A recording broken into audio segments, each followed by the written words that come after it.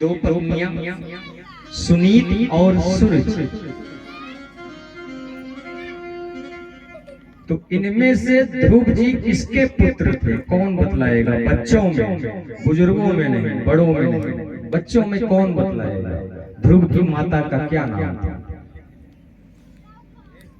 Option भी दे दिया, सुनीत या सूरज। बहन जी सही बतला रहे, सुनीत। तो ध्रुव की माता का क्या नाम था? सुनीत। और उनकी विमाता का नाम सुरुचि। पिता की गोद में बैठने की उत्कंठा ने ध्रुव जी को अपमानित कर दिया विमाता के द्वारा, सौतेली मां के हाथ। एक बार राज दरबार में राजा उत्तानपाद जी अपने सिंहासन पर विराजमान थे। ध्रुव छोटा सा बच्चा घूमता घूमता दरबार में पहुंचा, पिताजी को देखा तो मन में आया क्यों न जा करके मैं अपने पिता की गोद में बैठ जाऊं। उसी लालसा को लेकर के जब वो अपने पिता के पास पहुंचता है तो उसकी विमाता अर्थात सौतेली मां उसको डांट लगाती है, यदि तुझे अपने पिता की गोद में बैठना है तो तुझे मेरे गर्भ से पैदा होना था, तुझे ये अधिकार, ये सौभाग्य इस जन्म में नहीं प्राप्त हो सकता। छोटा सा बच्चा ध्रुव, उसको ये बात लग गई, रोता हुआ अपनी माँ के पास गया, माँ को सारा वृत्तांत कह सुनाया। माँ ने कहा खाली खाली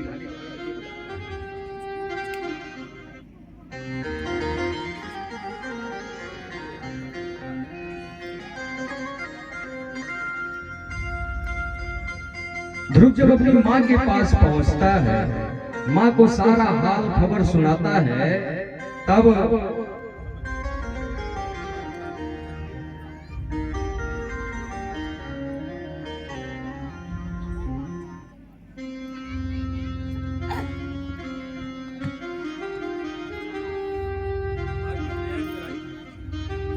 मधुर मधुर नाम सीताराम सीताराम, मधुर मधुर नाम सीताराम सीताराम, मधुर मधुर नाम सीताराम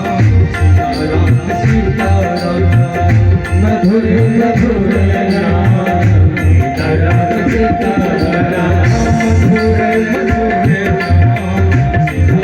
सीताराम, मधुर मधुर नाम सीताराम सीताराम, मधुर मधुर नाम सीताराम सीताराम, सीताराम सीताराम सीताराम, सीताराम सीताराम सीताराम सीताराम, मधुर मधुर नाम सीताराम सीताराम, मधुर मधुर नाम सीताराम सीताराम, मधुर मधुर नाम सीताराम सीताराम, सीताराम सीताराम सीताराम सीताराम। बोलिए वृंदावन बिहारी लाल की जय। तो ध्रुव की माँ कहती है कि ठीक है बेटा, कोई बात नहीं है, तू इस छोटे मोटे पद के लिए क्यों परेशान होता है, ये राज सिंहासन के लिए तू क्यों परेशान होता है? यदि जीवन में कोई पद तू प्राप्त करना चाहता है तो उस परम पद को प्राप्त कर, जिसके लिए ये मनुष्य शरीर हम सबको प्राप्त हुआ है, तो उस पद की आकांक्षा अपने मन में क्यों नहीं पैदा करता है? ध्रुव को बात ठीक लगी, उन्होंने कहा ठीक है मैया, तू बात ठीक कह रही है, मुझे भी उस परम पद की प्राप्ति करनी है, लेकिन जरा बता तो उसको प्राप्त करने का मार्ग क्या है?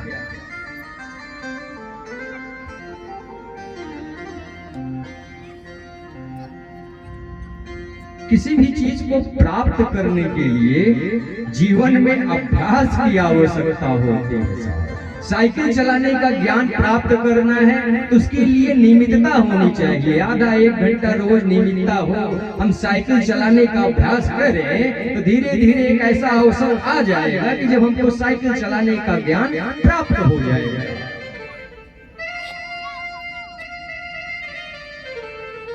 विद्या अध्ययन की बात की जाए तो वहां पर भी ये नियम लागू होता है।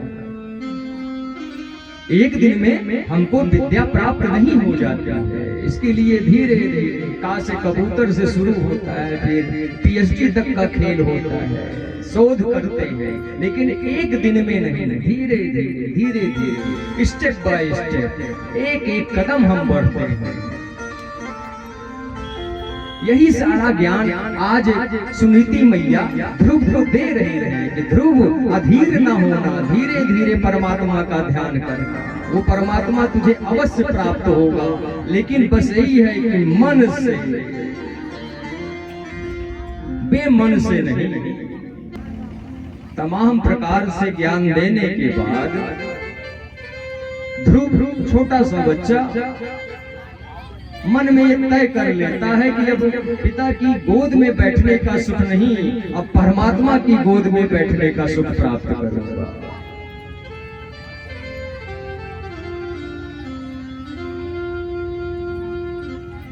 निकल पड़ा छोटा सा बालक घर से, जंगलों में एकांत ढूंढते ढूंढते पहुंच ही गया। उस छोटे से बालक पर देवर्षि नारद की भी नजर पड़ती है। देवर्षि नारद उसी मार्ग से जा रहे थे, उस छोटे से बालक को देखा, ध्यान लगाया, तो सब कुछ हाल जान करके उस बालक के पास चले गए उसकी परीक्षा लेने के लिए। क्योंकि नारद जी भली भांति जानते हैं यदि परमात्मा का नाम निरंतर लगातार हम रटते रहे लेते रहे मन से, तो परमात्मा मजबूर हो जाता है हमको दर्शन देने के लिए, हम पर कृपा करने के लिए, हम पर करुणा बरसाने के लिए। सबरी क्या करती रही जीवन पर्यंत, वो सिर्फ परमात्मा के नाम का ही उच्चारण करती रही, और परिणाम क्या हुआ कि परमात्मा को विवश होना पड़ा सबरी को दर्शन देने के लिए। क्योंकि भगवान तो कहते हैं ना कि अहम भक्त पराधीन हूँ, मैं तो अपने भक्तों के अधीन होता हूँ, मैं स्वतंत्र नहीं हूँ, मुझ पर भी बंधन है, मुझ पर भी अंकुश है, लेकिन कैसा बंधन, कैसा अंकुश, प्रेम का बंधन, प्रेम का अंकुश।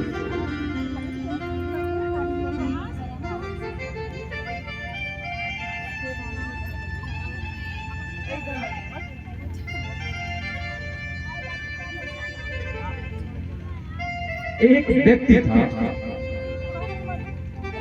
उसने बिल्कुल कसम खा रखी थी कि मैं जीवन पर्यंत कभी परमात्मा का नाम नहीं लूंगा। सरल शब्दों में कहे तो घोर नास्तिक, आस्थावान नहीं था। घर परिवार वाले सदैव चिंतित रहते थे कि इसका परमार्थ कैसे बनेगा, इसका कल्याण कैसे होगा, क्योंकि ये परमात्मा का नाम तो भूल कर भी नहीं उच्चारण करता है। बच्चा था तो घर वालों ने ध्यान नहीं दिया, लेकिन जब थोड़ा सयाना हो गया, बड़ा हो गया, तब घर वालों को चिंता हुई कि नहीं, ये भी जिम्मेदारी समझ नहीं रहा है, ये भगवान का नाम नहीं लेता है। थक हार कर घर वालों ने कहा कि भैया तुम भगवान का नाम नहीं लेते हो तो तुम्हारा गुजारा इस घर में नहीं होने वाला है, तत्काल इसी क्षण इस घर का त्याग कर दो। करता भी क्या, घर छोड़कर निकल पड़ा। घूमते घूमते जा रहा था तो देखा कि एक महात्मा की टोली चली आ रही है, और उसमें जितने महात्मा थे सब तगड़े थे।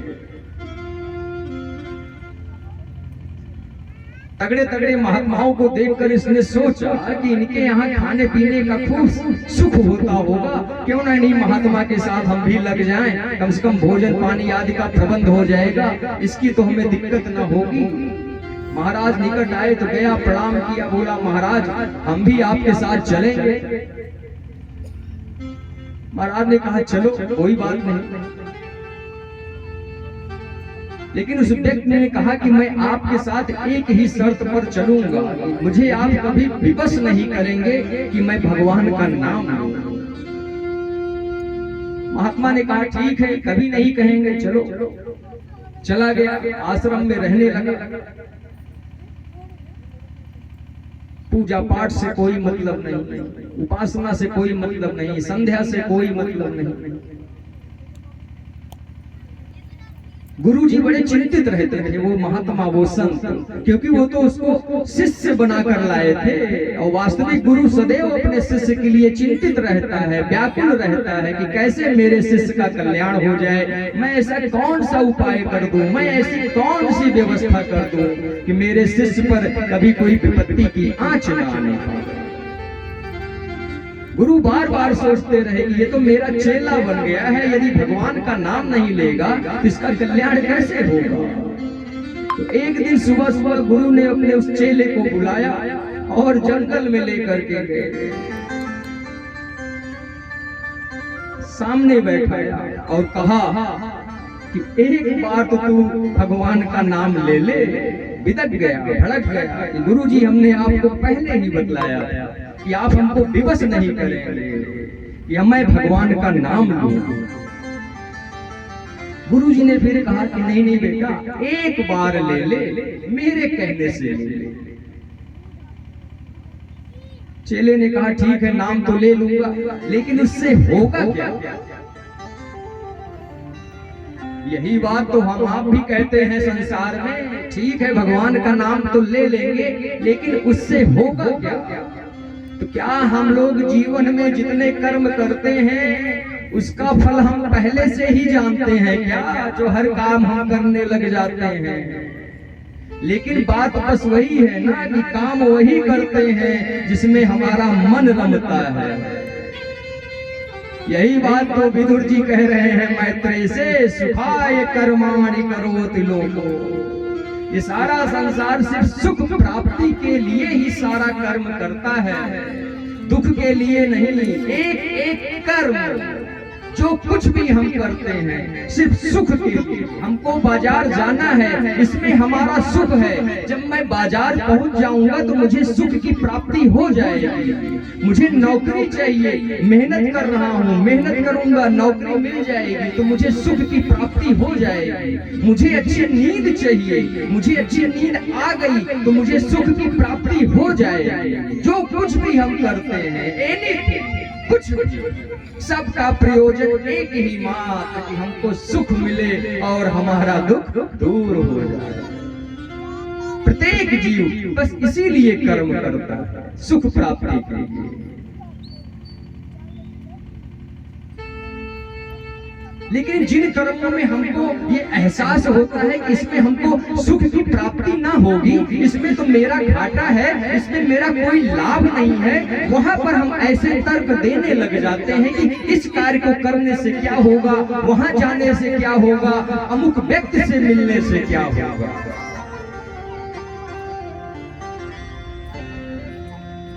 अब किसी मदिरा पीने वाले व्यक्ति से जाकर के पूछा जाए कि भैया मदिरा पीते हो क्या लाभ है, भैया बीड़ी फूंकते हो क्या लाभ है, खैनी खाते हो क्या लाभ है, बड़ों का अपमान करते हो क्या लाभ है। हम बहुत काम तो बिना लाभ के ही करते हैं, तो परमात्मा का नाम लेने में ही हम लाभ ढूंढते हैं। यही तो ये गलती कर रहा है, अपने गुरु से कह रहा है कि ऐसा नाम क्यों, मैं क्यों लूं, क्या लाभ है। गुरु जी ने कहा लाभ हानि की चिंता तू छोड़, बस मेरे कहने से एक बार तू राम कह दे, कृष्ण कह दे, एक बार, बस एक बार। बार बार जब गुरु जी ने कहा तो चेले ने कहा ठीक है बोल देता हूँ, बताओ क्या बोलना। तो गुरु जी ने कहा बोलो राम, तो चेले ने भी कह दिया राम। गुरु जी ने कहा बस बस बस बस, अब जिंदगी में कभी मत बोलना, लेकिन ध्यान रखना इस एक बार के नाम लेने के बदले में जब कोई तुम्हें कुछ देना चाहे तो कुछ मांगना मत, बस यही कहना कि एक बार नाम लेने के बदले में जो मिलता हो वही दे दीजिए। आयु पूरी हुई, शरीर छूटा, यमराज के दूत आए, लेकर के गए। चित्रगुप्त बैठे थे चश्मा वगैरह लगा करके, पूरा खाता वही लेकर के पन्ना पलट रहे उस व्यक्ति का। यमराज को बतलाते हुए कहते हैं कि प्रभु, इसने जीवन पर्यंत कोई नेक काम नहीं किया है, इसका पूरा जीवन ही दुराचार से भरा हुआ है, पापाचार से भरा हुआ है, लेकिन इसने एक बार राम कहा है। यमराज चौंके, एक बार राम कहा है तो ठीक है, उससे पूछ लो, उसके बदले में जो चाहता है उसको दो और उसके बाद उसको नरक भेजो। दूत गए उस व्यक्ति के पास, पूछने लगे कि बताओ, तुमने अपने जीवन में एक बार राम कहा है, इसके बदले में क्या चाहते हो? मैं तुम्हें वो चीज दे सकता हूं। उसको अपने गुरु की बात याद आ गई कि मांगना मत कुछ। उसने यही कहा कि मेरे गुरु ने कहा था कि इसके बदले कुछ मांगना मत, और मैं जानता भी नहीं कि इसके बदले क्या मिलेगा। आप लोग ज्ञानी हैं, आप ही लोग जानते हैं, तो आप ही बताओ, जो मिलता हो वो हमको दे दीजिए।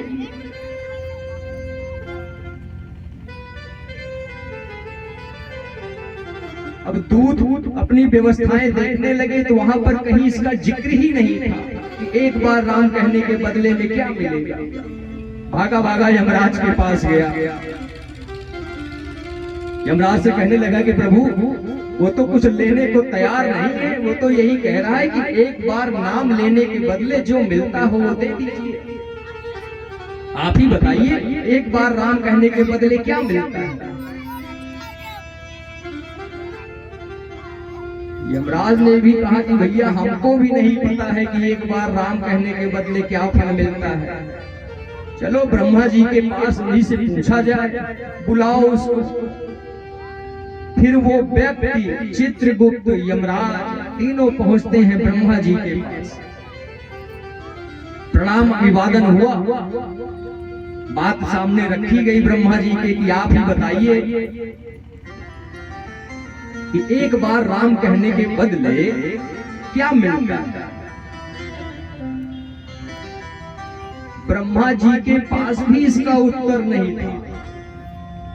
बोले कि राम राम कहने का तो मैं फल जानता हूं, लेकिन एक बार राम कहने का क्या फल होता है ये तो मैं भी नहीं जानता हूं। ब्रह्मा जी ने विचार किया कि भोले बाबा सदैव राम राम राम राम करते रहते हैं, उनसे बेहतर कौन बता सकता है। ऐसा करो, सभी लोग भोले बाबा के पास चलते हैं। तो ब्रह्मा जी, यमराज, चित्रगुप्त और वो व्यक्ति सभी लोग पहुंच गए भोले बाबा के पास। उनके भी सामने यही समस्या रखी गई कि प्रभु, इसने एक बार राम कहा है, देख लीजिए इसके बदले जो कुछ मिलता हो। अब आपसे बेहतर कौन बता सकता है, आप सदैव राम राम करते रहते हैं।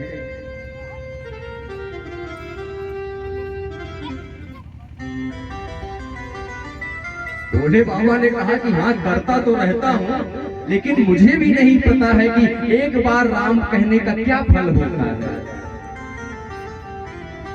तो आखिरी में यही मंत्रणा हुई कि जिसका नाम है उसी के पास चलते हैं, उससे बढ़िया कौन बतलाएगा। तो सभी के सभी बैकुंठ पहुंच गए नारायण के पास कि नाम उन्हीं का है, वही बतलाएंगे कि एक बार कहने का क्या फल होता है। पहुंचे, उस व्यक्ति को सामने प्रस्तुत किया गया। उनके भी सामने वही बात रखी गई कि प्रभु, इसने एक बार राम कहा है, अब आप बताइए इसके बदले जो कुछ मिलता हो। भगवान मुस्कुराए और बोले कि पता तो मुझे भी नहीं है कि एक बार राम कहने के बदले क्या मिलता है, लेकिन अब आप हमारे पास तक आ ही गए हैं, तो आप सभी लोग अपने अपने स्थान को प्रस्थान करें, इसको मेरे पास छोड़ दे, मैं देख लूंगा कि अब इसका क्या करना है। सब प्रणाम करके चले गए। नारायण ने उस व्यक्ति को बुलाया और अपनी गोदी में बैठाया। फिर कहा कि तू अभी भी नहीं समझ पाया कि एक बार राम कहने का क्या फल मिलता है।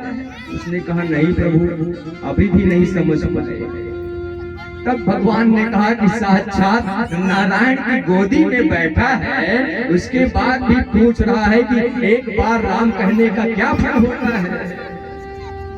भोले बाबा का दर्शन करके ऐसे ही आ गया, ब्रह्मा के दर्शन हो गए और साक्षात तुम मेरे सन्मुख खड़ा हुआ है।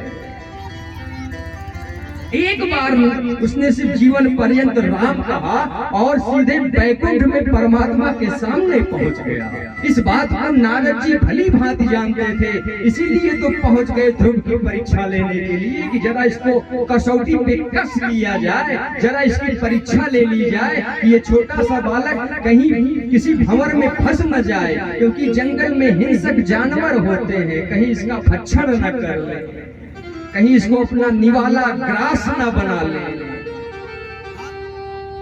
इन्हीं सब बातों को जानने के लिए नारद जी ध्रुव के सामने जाकर खड़े हुए। ध्रुव ने देवर्षि को देखा तो प्रणाम किया, प्रभु अहो भाग। नारद जी ने पूछा कि कहां जा रहे हो बेटा? तो ध्रुव ने कहा जा रहा हूं उस परम पद को प्राप्त करने के लिए।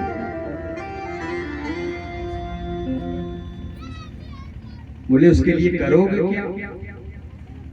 बोले तपस्या करेंगे। नारद जी ने कहा कहां करोगे? अब छोटे से बच्चे से कैसा प्रश्न किया जा सकता है? अब LKG के बच्चे से पूछा जाए a² - b² + 2ab, तो इस सूत्र को वो थोड़ी ना हल कर पाएगा। उससे तो आप यही पूछ सकते हैं कि बेटा इसको पहचानो, ये मम्मी है, ये पापा है। उसका मस्तिष्क अभी इतना विकसित नहीं था, इसलिए छोटे छोटे प्रश्न नारद जी कर रहे हैं। क्या करोगे? कहने लगा तपस्या करूंगा। किस लिए करोगे? भगवान को पाना। कहां करोगे? जंगल में करेंगे। डरोगे नहीं? बिल्कुल नहीं डरूंगा। वहां हिंसक जानवर होते हैं, कोई परवाह नहीं। आंधियां आएंगी, कोई चिंता नहीं। कहीं तूफान में तुम उड़ न जाओ, कोई परवाह नहीं। वो डिगने वाला नहीं था, वो डिगा नहीं। नारद जी को लग गया कि नहीं, ये वास्तव में अब साधक बनना चाहता है, ये मन में ठान करके आया है। इसलिए नारद जी ने वहीं पर 12 अक्षर का दिव्य मंत्र प्रदान किया ध्रुव महाराज को। और कौन सा मंत्र? अभी अभी हम लोगों ने गाया लाइव जाने पर। ओम नमो भगवते वासुदेवाय, ओम नमो भगवते वासुदेवाय, ओम नमो भगवते वासुदेवाय, ओम नमो भगवते वासुदेवाय, ओम नमो भगवते वासुदेवाय, ओम नमो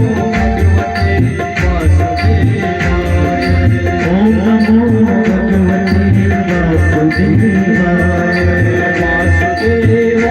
प्रभु चक्रधराय, वासुदेवाय प्रभु चक्रधराय, वासुदेवाय प्रभु चक्रधराय, वासुदेवाय प्रभु चक्रधराय, ओम नमो भगवते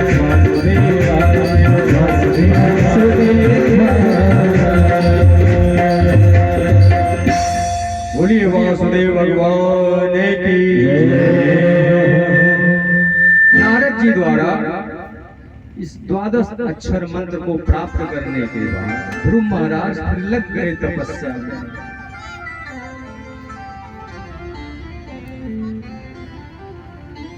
तपस्या पूरी हुई, भगवान प्रकट हुए। अब छोटा सा बालक भगवान के दिव्य रूप का दर्शन कर, लेकिन अब उसको कुछ समझ में नहीं आ रहा है, कहे तो क्या कहे, करे तो क्या करे, बोले तो क्या बोले। छोटा सा बच्चा बस निहारे ही जा रहा है भगवान को, क्योंकि भगवान की छवि ही अद्भुत है। वरहा पीड़म नटवर वपुः कर्णयो कर्णिकारं बिभ्रद्वासः कनककपिशं वैजयन्तीं च मालां रन्ध्रान् वेणुरधर सुधया पूरयन् गोपविन्दैः वृन्दारण्यं स्वपदरमणं प्राविशत गीत कीर्तिः। पीताम्बरी धारण किए हुए हैं, सर पर मुकुट शोभित हो रहा है, अद्भुत छवि, कानों में दिव्य कुंडल, गले में कौस्तुभ मणि चमचमा रही है। भगवान को लग गया कि ये अबोध है, भले ही इसने तपस्या कर ली है लेकिन अभी इसको ज्ञान की प्राप्ति नहीं हुई है। तो भगवान ने वही मात्र इच्छा प्रकट की कि ध्रुव को ज्ञान हो जाए और अपना 5 जन्य शंख ध्रुव के छोटे से बालक के कपोलों अर्थात गाल पर स्पर्श कराया। उसी समय छोटा सा ध्रुव वेद वेदांत का ज्ञाता हो जाता है और हाथ जोड़ करके परमात्मा के गुणानुवादों का गायन करने लग जाता है। परमात्मा प्रसन्न हो जाते हैं, बोलते हैं बताओ क्या चाहते हो।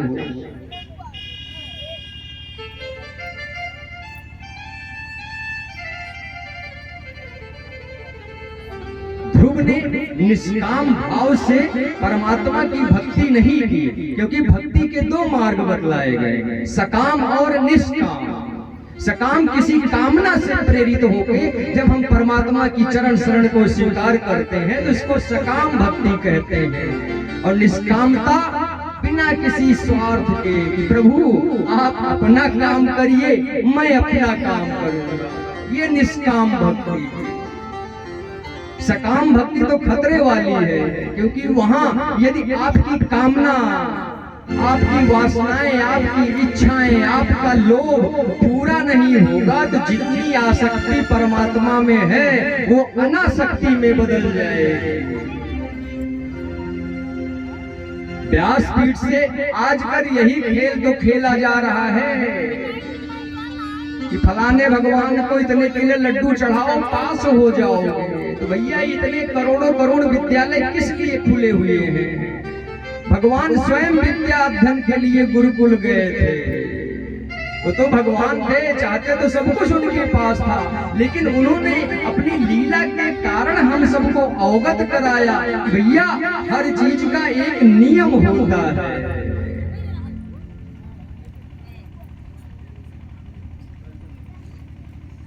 आपकी आसक्ति को आजकल आप लोगों की भक्ति को बढ़ाया नहीं जा रहा है, उसको घटाया जा रहा है।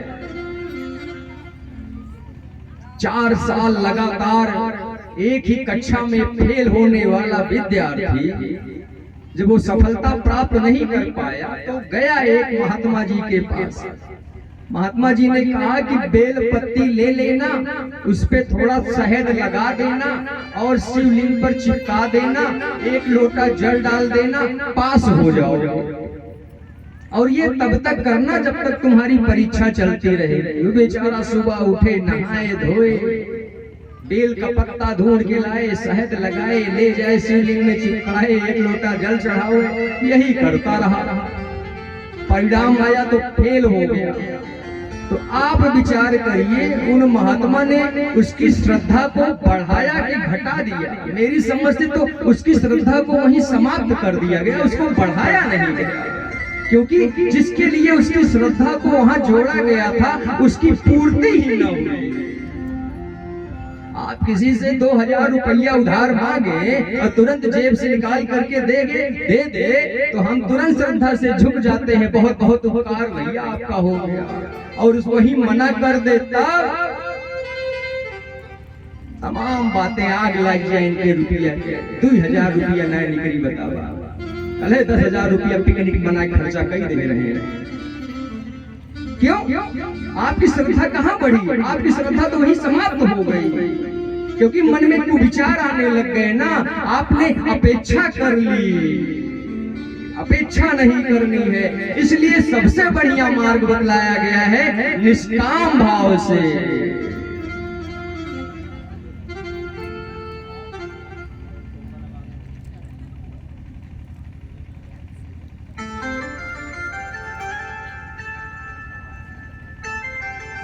भगवान का प्रण है ना। एक साधक तभी तो कहता है कि तुम्हारा प्रण है कि पाप हर ले, हमारा प्रण है कि पाप कर ले।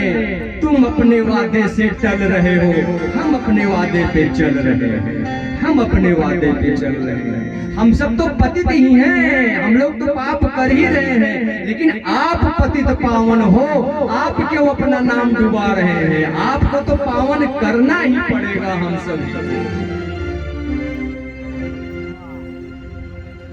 तो जीवन में जितना संभव हो साहब निष्काम भाव से परमात्मा की शरण में जाए। कामनाओं की गठरी लेकर के भगवान के सामने कभी नहीं जाना चाहिए, क्योंकि वो तो अंतर्यामी है। सिर्फ कहने के लिए कहते हो कि अंतर्यामी है। जब अंतर्यामी है तो उसके सामने घंटों घंटों बैठकर रोने की क्या आवश्यकता है? 10 मिनट ही बैठिए, शांति के साथ बैठिए, अपना सब कुछ परमात्मा को सौंप दीजिए। लेकिन नहीं कर पाते हैं, क्यों? वासनाओं की गठरी, कामनाओं की गठरी सर पर, वो भी 2-4 नहीं, भारी वाली।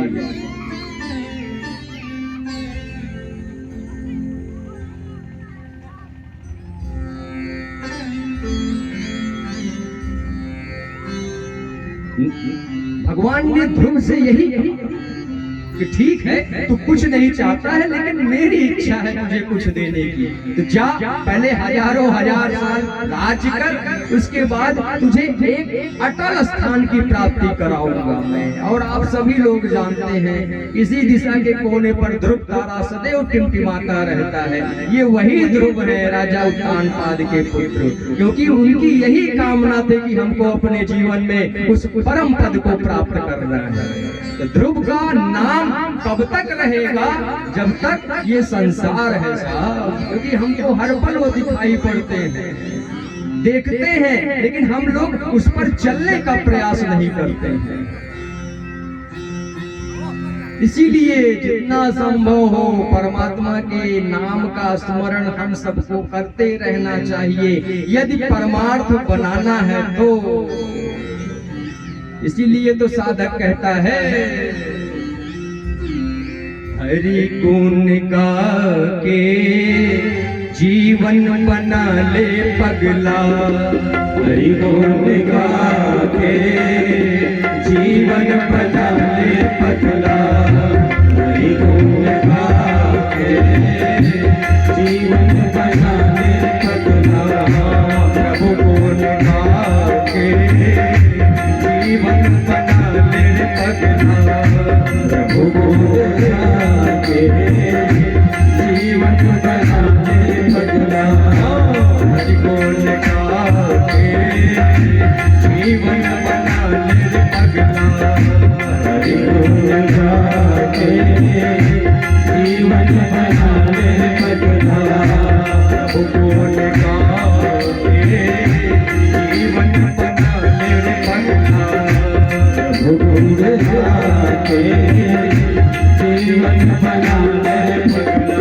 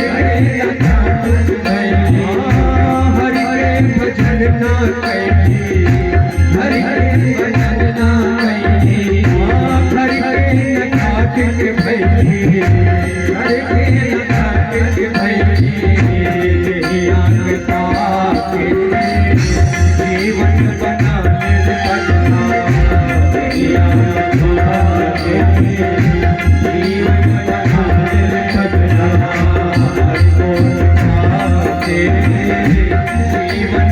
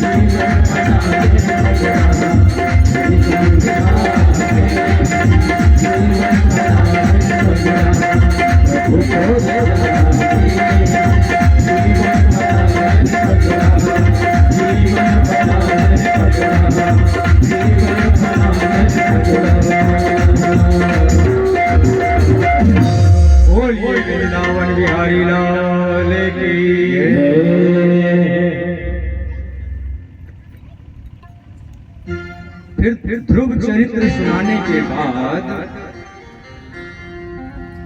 श्री सुखदेव जी महाराज परीक्षित को आगे की कथा सुनाते हुए कहते हैं कि इन्हीं के वंश में आगे चल करके एक हुए राजा प्रियव्रत।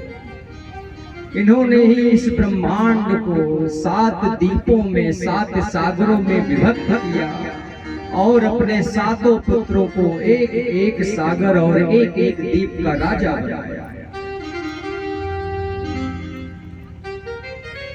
इन्हीं के वंश में थोड़ा और आगे बढ़ते हैं तो राजा नाभि हुए।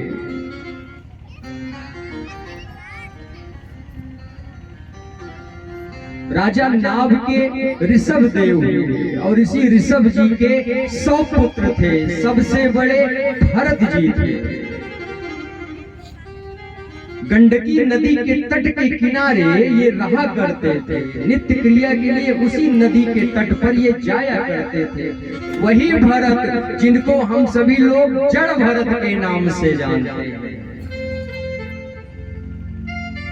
एक दिन सुबह सुबह ये नित्य क्रिया के लिए उस नदी के तट पर गए हुए थे, तो वहां पर इन्होंने देखा कि एक हिरनी का बच्चा जो अभी अभी पैदा हुआ है,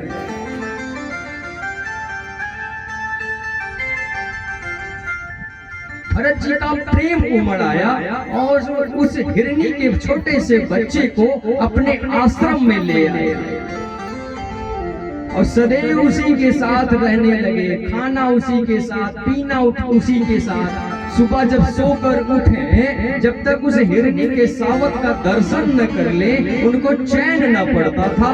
आसक्ति इतनी प्रबल हो गई। वेद व्यास जी लिखते हैं कि जब जड़ भरत जी का अंतिम समय आया, तब पर भी उनका चिंतन उसी हिरण के बच्चे के प्रति ही बना रहा। इसीलिए जब उनका अगला जन्म होता है तो हिरण का ही पाते हैं। चूंकि ज्ञानी थे, प्रतिभावान थे, दिव्य थे, इसलिए पुनर्जन्म का स्मरण बना रहा। यही आसक्ति तो है जो हमको पतित कर देती है। एक थे राजा सौभरी, बहुत बड़े तपस्वी, ज्ञानी, धर्मात्मा, हमेशा तपस्या में लीन रहने वाले। और तपस्या किसी नदी के तट पर बैठ करके नहीं, नदी में प्रवेश करके उसकी तलहटी में नीचे जाकर के बैठ के तपस्या किया करते थे। इतने बड़े योगी थे, बाहर की माया उनको छू न पाए, उसी जल के भीतर ही जाकर के वो तपस्या किया करते थे। एक दिन एक मछली के जोड़े को उसी जल में रत क्रिया में लिप्त देख करके इनकी काम वासना जाग उठी। तुरंत नदी के जल से बाहर आए और विचार करने लग गए कि अब हमको भी विवाह करना है। तो उस समय वहां के राजा मानधाता थे।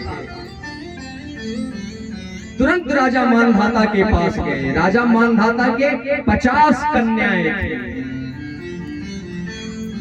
तुरंत ऋषि सौभर ने कहा कि राजन, मुझे विवाह करना है, इसलिए आप अपनी एक कन्या हमें सौंप दीजिए। राजा मानधाता ने जब ऋषि सौभर को देखा कि 80-85 साल का वृद्ध, इसको मैं अपनी कन्या कैसे सौंप दूं, तो इस बात को ऋषि सौभर ताड़ गए। उन्होंने कहा, चिंता न करिए, सारी व्यवस्थाएं हम कर लेंगे, पहले आप मन तो बनाइए। तो मानधाता ने कहा कि ऐसा है प्रभु, कल हमारी कन्याओं का स्वयंवर है, आप आइएगा। यदि मेरी कोई कन्या आपको पसंद कर लेती है तो मुझे कोई आपत्ति नहीं है, मैं अपनी एक कन्या आपको सौंप दूंगा। ऋषि सौभर लौट आए। योगी थे, इसलिए योग बल के दम से अपना स्वरूप कामदेव जैसा ही खूब सुंदर बना लिया और पहुंच गए राजा मानधाता के दरबार में, जहां स्वयंवर का आयोजन हो रहा था। संयोग ऐसा कि राजा मानधाता की 50 कन्याएं मोहित हो गई ऋषि सौभर के ऊपर, और बारी बारी से सभी ने आकर के ऋषि सौभर के गले में वरमाला डाल दी। ऋषि सौभर ने कहा, चिंता न करो देवियों, इसका भी उपाय मेरे पास है। तुरंत योग बल के दम से अपने जैसा ही 50 पुरुष बनाया, फिर 10,000 संतानें उत्पन्न की। एक दिन फिर वो उसी नदी के तट के किनारे बैठे हुए थे, तब उनको अचानक से स्मरण हो आया कि अरे, ये मैंने क्या कर दिया। इतना बड़ा तपस्वी, इतना बड़ा साधक एक मछली के जोड़े को देख करके इतनी वासना, इतनी कामना जागृत हो गई कि मैं अपना पतन कर बैठा। अहो इमं पश्यति मे विनाशम तपस्विनः सचरितवतस् अंतर्जले वहरिचर प्रसंगात् प्रत्यावितं ब्रह्म चिरं धृतव्यत्। ऋषि सौभर यही तो कह रहे हैं कि अहो, अरे मैंने तो अपना पतन कर दिया, मैंने तो अपना जीवन नष्ट कर दिया, कहाँ मैं इन वासना में, इन माया में पहुंच गया। तुरंत अपने स्वरूप का बोध होता है और परमात्मा का ध्यान करके योग के प्रभाव से अपना शरीर उसी क्षण छोड़ देते हैं ऋषि सौभर।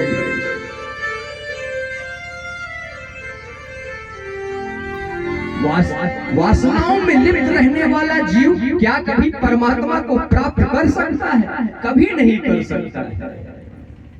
अरे तपस्वी तो रावण भी था, तपस्वी तो कंस भी था, सभी तो तपस्वी थे। ये सब तपस्या करके ही आए थे और वरदानों की प्राप्ति किए हुए थे।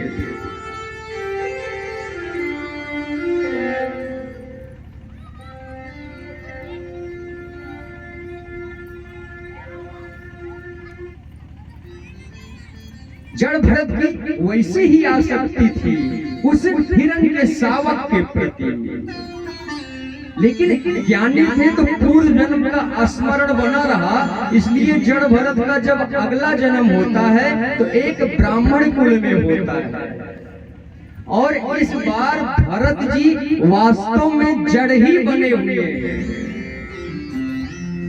कोई कहता बैठ जाओ तो बैठ जाते थे, कोई कहता था चलो तो चल देते थे, कोई कहता था लेट जाओ तो जहां कहता था वहीं लेट जाते थे। सब उसको जड़ यानी मूर्ख ही समझते थे, लेकिन वास्तव में भरत जी समझते थे कि नहीं, इस बार गलती नहीं, पिछली बार मैंने कर दिया था हिरण के बच्चे में अपना प्रेम, लेकिन इस बार कोई चूक नहीं। इसलिए संसार में मूर्ख ही बने रहो तभी कल्याण है। इस चीज को भली भांति समझ गए थे जड़ भरत जी। घर पर भी नहीं रहते थे, बाहर दूर कुटिया बना करके वहीं अपना निवास स्थान बना रखा था, वहीं रहा करते थे जड़ भरत जी। एक दिन वहां के राजा रघुगण अपनी पालकी पर बैठ करके निकले हुए थे, कहीं उनको जाना। तो आजकल ये गोल गोल चक्के वाले साधन आ गए हैं, लेकिन प्राचीन परंपराओं में ऐसी व्यवस्था नहीं थी। तब पालकी चला करती थी और बड़े बड़े कहार उसमें पहलवान लगते थे जो उसको ढोया करते थे। तो राजा की पालकी जा रही थी, बड़े बड़े पहलवान उसको ढो रहे थे, लेकिन एक आदमी की कमी महसूस हो रही थी। पहलवानों की नजर जब जड़ भरत के ऊपर पड़ी तो इनके बलिष्ठ शरीर को देख करके ये लगा कि क्यों ना इसको भी इसी पालकी में जोड़ लिया जाए। पालकी उठाएगा, मूर्ख जैसा दिखता ही है, एक आध आना इसको दे दिया जाएगा। गया एक सिपाही कि पालकी उठाओगे? हाँ उठा ले, एक आना मिलेगा, कोई बात।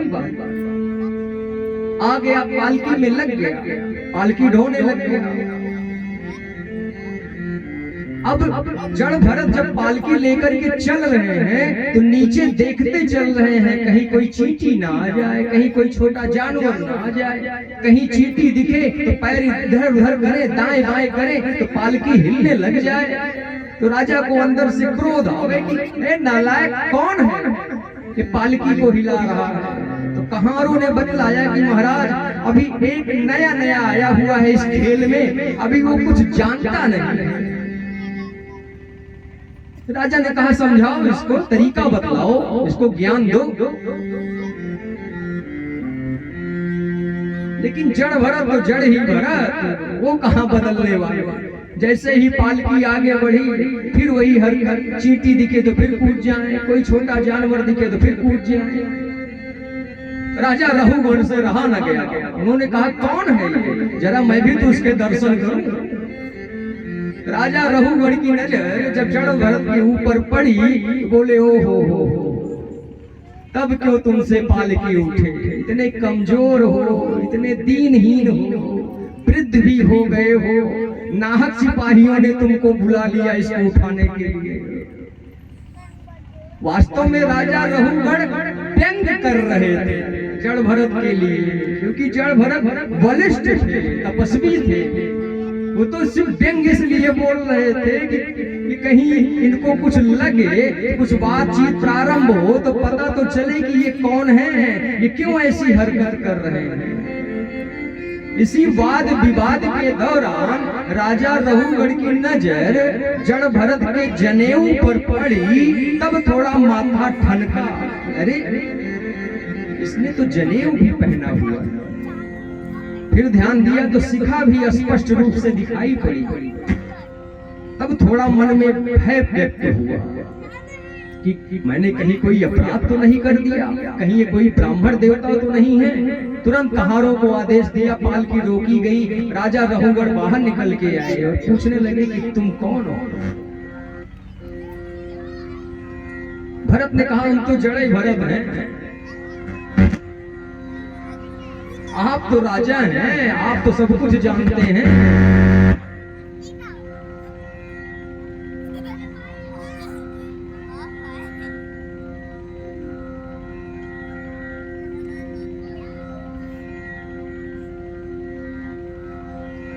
राजा रहुगढ़ ने कहा कि जब तू पालकी लेकर के चल रहा था तो तेरा ध्यान कहां था, तू पालकी को क्यों टेढ़ा मेढ़ा लेकर के चल रहा था।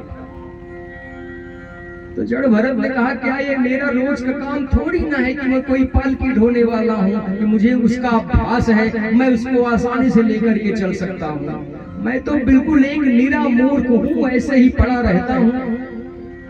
लेकिन राजा रहुगढ़ इस बात पर सहज विश्वास न कर सका। इसलिए न कर सका क्योंकि प्राचीन परंपराओं में जनेऊधारी जो होते थे वो यम नियम का पालन भी करते थे। आज की तरह वाली स्थिति नहीं थी। आजकल तो देखा जाए तो जनेऊ और शिखा ये तो बिल्कुल जैसे गायब हो गई। ये झंझट वाला काम लगता है। विशेषता ये बात मैं युवाओं से कह रहा हूँ, क्योंकि वो लोग सनातन की मसाल वहीं फेसबुक यूनिवर्सिटी पे ही जला रहे हैं। धरातल पर कहीं कुछ नहीं है, वहीं पर ही सब कुछ बढ़ाया जा रहा है। सनातन की मसाल को जला करके कहाँ, फेसबुक पे, व्हाट्सएप पे, इंस्टा पे, वहीं पर जय हिंद जय भारत। धरातल पे क्या है? जीरो है, कुछ नहीं है। विचार करिएगा कि मैं सत्य कह रहा हूं अथवा नहीं, अपने मन से, क्योंकि आपको आपसे बेहतर कोई नहीं जानता है और न कभी जान ही सकता है। स्वयं को जानना हो तो कभी एकांत में रहिएगा। जैसी आपकी हरकत होगी, जैसा आपका व्यवहार होगा, वास्तव में आपका वही असली रूप है। इस बात को सदैव दिमाग में रखिएगा। तो यही संवाद में रुके रह जाएंगे तो आज चौथा दिन है, जन्म भी कराना है। तो यहाँ तमाम बातचीत होती है राजा रहुगढ़ और जड़ भरत के बीच। राजा रहुगढ़ बाद में प्रायश्चित करता है। जब उसको पता चलता है कि ये ब्राह्मण देवता हैं तो चरणों में गिर के प्रणाम करता है। जड़ भरत उनको अभय प्रदान करते हैं।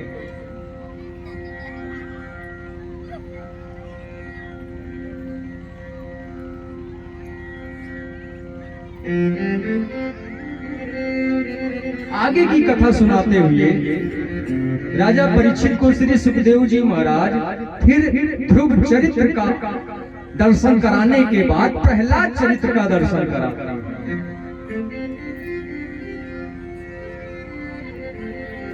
प्रहलाद भले ही राक्षस कुल में जन्मे, लेकिन उनका आचरण सज्जन पुरुष वाला था, भद्र पुरुष वाला था। ऐसा क्यों? क्योंकि उनकी परवरिश, उनका लालन पालन किसी राक्षस कुल में नहीं हुआ, नारद जी ने अपने आश्रम में किया।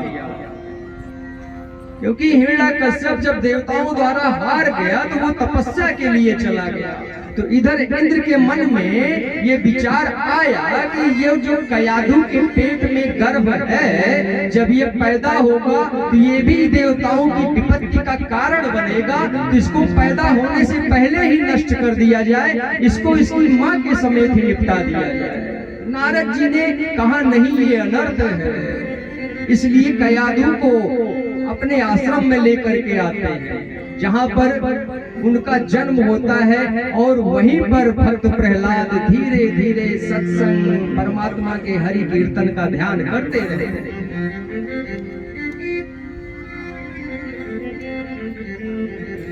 इधर जब हिरण्यकश्यप तपस्या प्राप्त करके लौट के आया तो कयाधु आदि को लेकर के अपने महल में गया।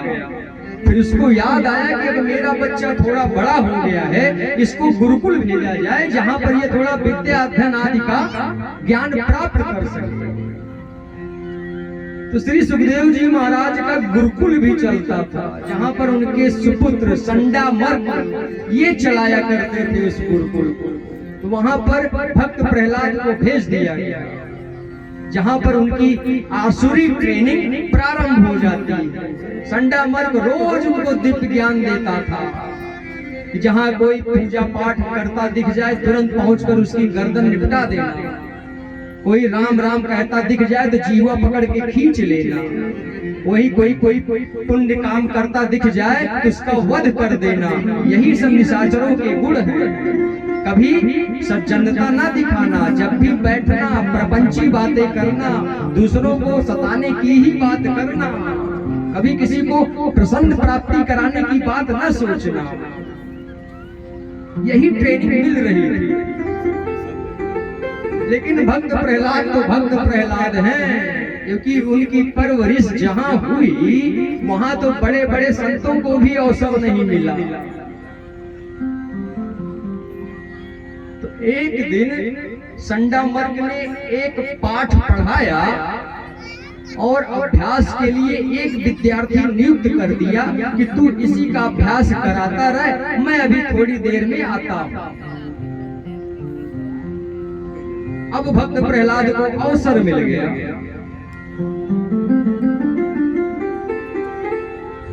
भक्त प्रहलाद एक पेड़ के नीचे बैठ गए और जितने उनके शिष्य थे, साथी थे, सब सामने बैठ गए। अब भक्त प्रहलाद गुरु जी वाला ज्ञान न दे करके नारद जी वाला ज्ञान देने लग गए। कहने लग गए साथियों, ये सब गड़बड़ काम है जो ये गुरु जी बतला करके गए हैं। वास्तविक सुख तो परमात्मा के नाम में है।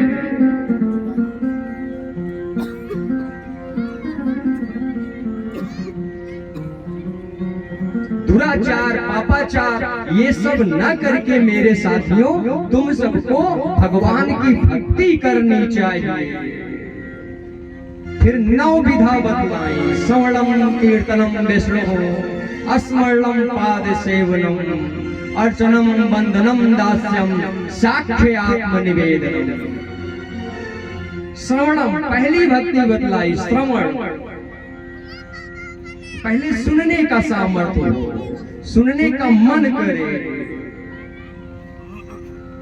हम भगवान को सुनना भी तो नहीं चाहते हैं। ये वेद शास्त्र उपनिषद जितने धर्म ग्रंथ हैं, यदि वास्तव में देखा जाए स्वयं को सनातनी कहते हो तो ये सब परमात्मा के साक्षात स्वरूप हैं। लेकिन हम लोग इस स्वरूप को कहाँ मानते हैं, बस जान करके ही रह जाते हैं। और ये सारा विधि विधान, सारी कथाएं, सारा सत्संग बस इसी के लिए होता आया है और होता रहेगा कि हम जाने ना, अब मानना शुरू कर दें। जिस दिन मान जाएंगे उसी दिन से जीवन में सुधार प्रारंभ हो जाएगा।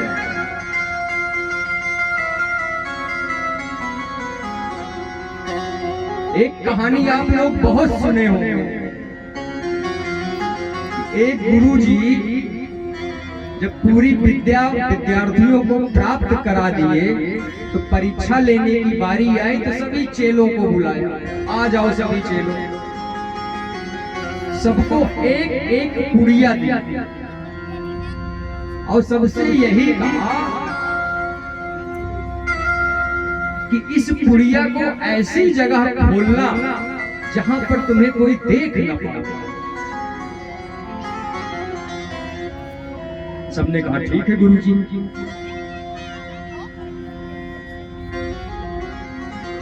तय समय पर सब लौट करके आए। गुरुजी ने कहा, सबने अपनी अपनी पुड़िया खोली। सबने एक स्वर में कहा, हाँ गुरुजी हमने अपनी पुड़िया खोली। गुरुजी ने कहा, किसी ने देखा तो नहीं? सबने कहा नहीं, किसी ने नहीं देखा। उसी में एक शिष्य और बैठा हुआ था। उसने हाथ जोड़ करके कहा कि गुरुजी मैं पुड़िया न खोल पाया। गुरुजी ने कहा, तुमसे क्यों न पुड़िया खुली? क्या तुमको एकांत नहीं मिला?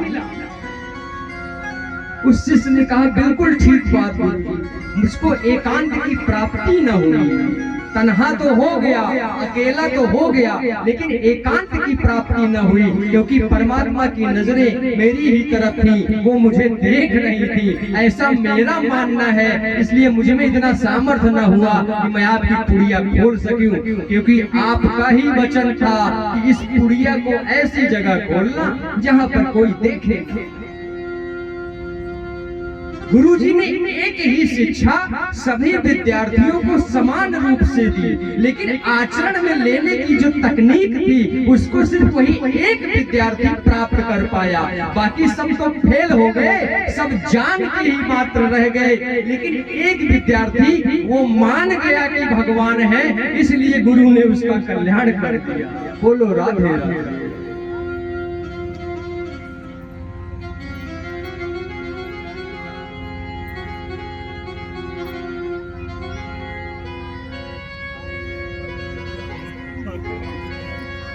तो पहली भक्ति प्रहलाद जी अपने साथियों को बतलाते हुए कह रहे हैं कि श्रवण किया। फिर दूसरी भक्ति बतलाई कीर्तन। जब भी अवसर मिले, एकांत हो, कोई आपके पास नहीं है तो अकेले में ही गुनगुना सकते हैं।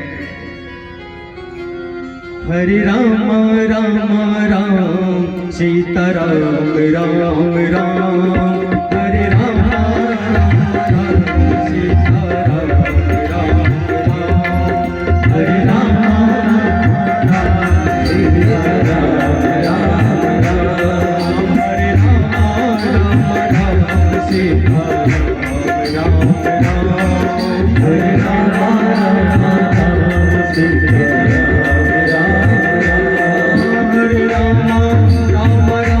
सीता